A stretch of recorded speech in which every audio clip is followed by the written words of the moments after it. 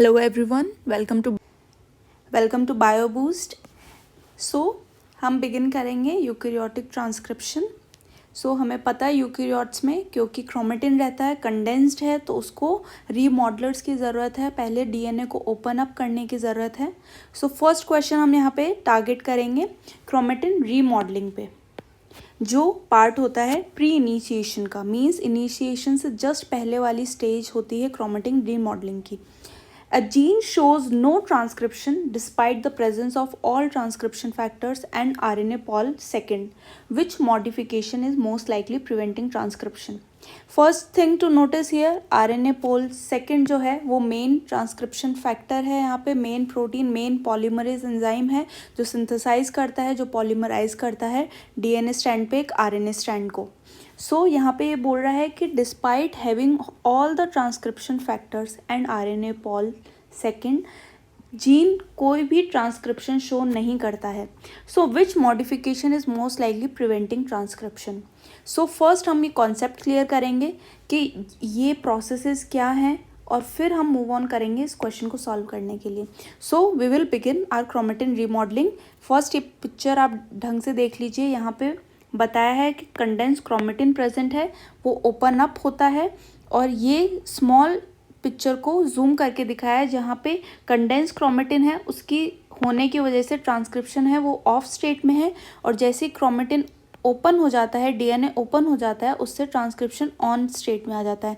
यहाँ पे कुछ एसिटाइल ग्रुप्स एडेड है इस डायग्राम में, आप देख सकते हैं। हम देखेंगे इनका क्या रोल है और कैसे ये ऑफ और ऑन स्टेट के अंदर यूकेरियोट्स में देखा जाता है। So let's begin our concept of chromatin remodelling.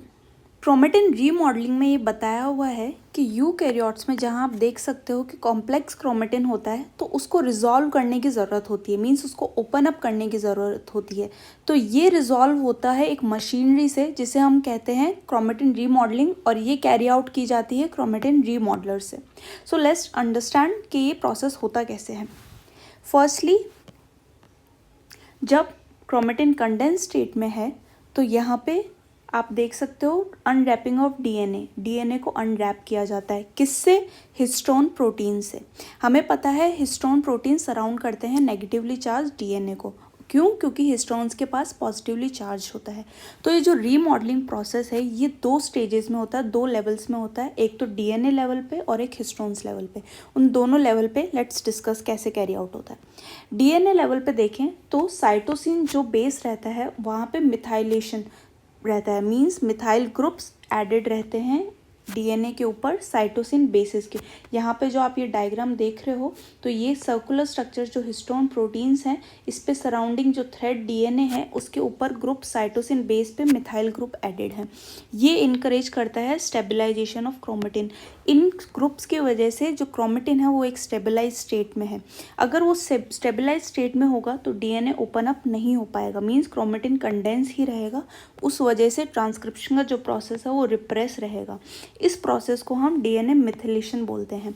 लेकिन ये एक ट्रिकी कॉन्सेप्ट है। क्यों? क्योंकि मिथाइलेशन होने से डीएनए रिप्रेस ही नहीं, एक्टिवेट भी हो सकता है, means it can also activate the transcription. So एक कॉन्टेक्स्ट डिपेंडेंट प्रोसेस है। सेकेंड, हम देखते हैं कि जो ये मिथिलेशन होती है ये सीपीजी आइलैंड्स पे होती है। सीपीजी आइलैंड्स किनको बोलते हैं? जब बेसिस साइटोसिन, फॉस्फेट और गुआनिन स्टेट में है। हमें पता है डीएनए डबल स्ट्रैंडेड होता है, उन डबल स्ट्रैंड्स में सी और जी के साथ बेस पेयरिंग करता है और ए और टी के साथ करता है। यहाँ पे जब सी और जी के साथ हमें पता है ट्रिपल बॉन्डेड जो एक ट्रिपल बॉन्ड रहता है ये बहुत स्ट्रॉन्ग होता है, इसको तोड़ नहीं सकते, एक बहुत स्टेबल फॉर्म के अंदर है। तो ये जब ट्रिपल बॉन्ड रहता है, जब ये लेंथ इसकी 200 बेस पेयर्स के, मीन्स ये सी और जी बेसिस, जब 200 बेस पेयर्स एक साथ कंटिन्यूसली अरेंज रहते हैं तब ये बहुत स्ट्रॉन्ग रहता है, और इन सब ऑल टुगेदर को एक आइलैंड का नाम दे दिया जाता है जिनको सीपीजी आइलैंड बोलते हैं। इनमें GC content almost more than 50% होना चाहिए, तभी इनको सीपीजी आइलैंड्स बोला जाता है। ये near the promoter region of the strand सबसे ज़्यादा पाए जाते हैं, और 60% of mammalian promoters have अनमिथाइलेटेड सीपीजी islands. Mean जो प्रोमोटर रीजन रहता है जहाँ से प्रोसेस स्टार्ट होता है ट्रांसक्रिप्शन का, वहाँ पे ये अनमिथाइलेटेड रहते हैं, मीन्स मिथाइलेशन उन ग्रुप्स पे नहीं होती है। सो प्रमोटर ओपन अप रहते हैं, प्रमोटर ट्रांसक्रिप्शन एक्टिवेटेड रहता है उन स्टेज के अंदर, क्योंकि मिथाइलेशन में हमने यहाँ पे देखा कि मिथाइलेशन होने की वजह से रिप्रेस रहता है ट्रांसक्रिप्शन। सो जो अनमिथाइलेटेड रीजन्स रहते हैं प्रमोटर के पास, उनके पास होने की वजह से काफ़ी अच्छे से ट्रांसक्रिप्शन कैरी आउट किया जाता है। ये प्रोसेस, ये मिथाइलेशन का प्रोसेस कैरी आउट किया जाता है थ्रू जिनको बोलते हैं डीएनए मिथाइल ट्रांसफरेजेस। ये एंजाइम्स ट्रांसफ़र करते हैं मिथाइल ग्रुप डीएनए के ऊपर साइटोसिन बेस पे। ये था डीएनए लेवल पे, मींस डीएनए लेवल पे हमने देख लिया जब मिथाइल ग्रुप ऐड कर देंगे हम, यहाँ पे इस डायग्राम में देखिए जब मिथाइल ग्रुप ऐड कर देंगे हम साइटोसिन पे तो ट्रांसक्रिप्शन ऑफ स्टेट के अंदर रहता है, ट्रांसक्रिप्शन नहीं कैरी आउट किया जाता है। तो ये रेगुलेशन हुई डीएनए लेवल पे। अब हम पढ़ेंगे हिस्टोन लेवल पे। तो हिस्टोन लेवल पे हम देखते हैं कि जो पॉजिटिव चार्ज प्रोटीन्स रहते हैं, histones are positively charge proteins. क्यों? क्योंकि इनके पास बेसेज होते हैं आर्जिनिन और लाइसिन। ये बेसेज NH3+ आयन रहता है इन पे, इनकी वजह से इन पे बहुत पॉजिटिव चार्ज रहता है। तो ये न्यूट्रलाइज करते हैं नेगेटिवली चार्ज डीएनए को। डीएनए नेगेटिवली चार्ज रहता है। जब ये पॉजिटिव और नेगेटिव न्यूट्रलाइज होते हैं तो एक टाइटली पैक्ड कंडेंस स्टेट के अंदर न्यूक्लियोसोम एग्जिस्ट करता है। Now to promote transcription we need to neutralise their positive charge. अगर हमें इस डीएनए को फ्री करना है हिस्टोन से, यहाँ से हिस्टोन्स हटाने हैं और डीएनए को फ्री करना है, तो हमें न्यूट्रलाइज करना पड़ेगा इनके पॉजिटिव चार्ज को, ताकि ये नेगेटिवली चार्ज डीएनए अलग हो जाए यहाँ से। तो इसके लिए हम असाइलेशन प्रोसेस कैरी आउट किया जाता है डीएनए के अंदर, जहाँ पे लाइसिन जो अमाइनो एसिड्स हैं उन NH3 पॉजिटिव के साथ उसको असाइल ग्रुप ऐड कर दिया जाता है और एक अमाइड में कन्वर्ट कर दिया जाता है। ये न्यूट्रलाइज कर देता है डीएनए को और अब डीएनए फ्री है, मींस ये हिस्टोन्स को न्यूट्रलाइज कर चुका है। अब ये कैरी आउट किया जाता है हिस्टोन असाइल ट्रांसफरेजेस नाम के एंजाइम्स को, जिनको हम शॉर्ट में बोलते हैं हैट्स। तो इन शॉर्ट हैट्स नाम के जो एंजाइम्स हैं वो डीएनए को फ्री कर रहे हैं, हिस्टोन से फ्री कर रहे हैं, उसके न्यूट्रलाइज कर रहे हैं उसके पॉजिटिव चार्ज को, जिससे डीएनए फ्री स्टेट में आ रहा है। तो डीएनए जो हिस्टोन असाइल ट्रांसफरेजेस है, हैट्स है, वो प्रमोट कर रहे हैं एक तरह से ट्रांसक्रिप्शन को। डीएनए उससे फ्री हो रहा है तो वो एक तरह से प्रमोट करते हैं ट्रांसक्रिप्शन को। ये बात आपको याद रखनी है।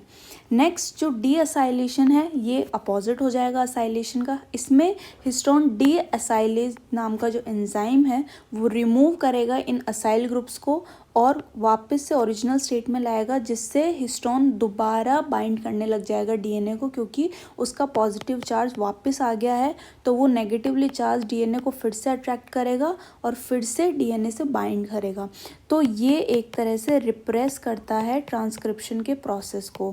मींस जो हिस्टोन असाइल ट्रांसफरेजेस हैं वो तो एक्टिवेट करते हैं, और जो डीअसाइलेज, ये आप नाम से याद रख लीजिए, डीअसाइलेज तो रिप्रेस करता है ट्रांसक्रिप्शन को और असाइलेज एक्टिवेट करता है।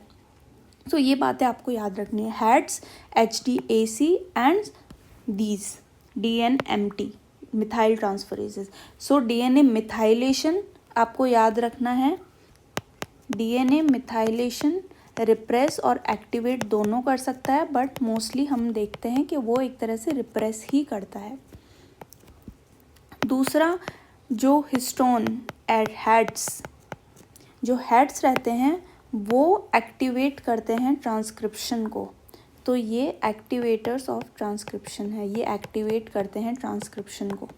और जो HDAC है, डीअसाइलेज हैं, वो रिप्रेस करते हैं ट्रांसक्रिप्शन को। अब ये कॉन्सेप्ट अगर आपने क्लियर कर लिया तो अब वो क्वेश्चन आप इजीली सॉल्व कर सकते हैं। So let's move to that question again. कहता है कि कौन सा मॉडिफिकेशन ऐसा है जो ट्रांसक्रिप्शन को होने से रोक रहा है, प्रिवेंटिंग ट्रांसक्रिप्शन। तो हमने अभी क्या डिस्कस किया कि मिथाइलेशन जो होता है वो एक तरह से रिप्रेस करता है ट्रांसक्रिप्शन प्रोसेस को by adding the methyl group here. तो यहाँ पे देख सकते हो आप ट्रांसक्रिप्शन ऑफ स्टेट में है। असाइलेशन वी नो एक्टिवेट करता है, तो ये आंसर हो ही नहीं सकता, प्रिवेंशन नहीं होगा, एक्टिवेशन होगा। फॉस्फोराइलेशन भी नहीं होगा, ट्राइमिथाइलेशन भी नहीं होगा। तो इन दोनों प्रोसेसेस में कंफ्यूज आपको ये दोनों ऑप्शंस ही करेंगे एग्जाम में।